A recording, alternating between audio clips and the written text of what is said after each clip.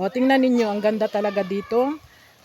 Yung mga friends ko sa Zamboanga, pumunta kayo dito, hindi kayo magsisisi dahil ang ganda ng view.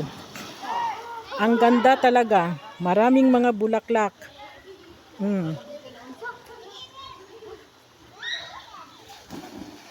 So, ang ganda ng Luling Hayaw. Dito kayo pupunta sa Luling Hayaw.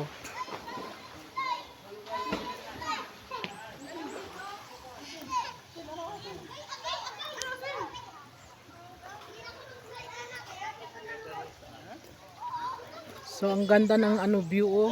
Overlooking talaga mga ano. So, may mga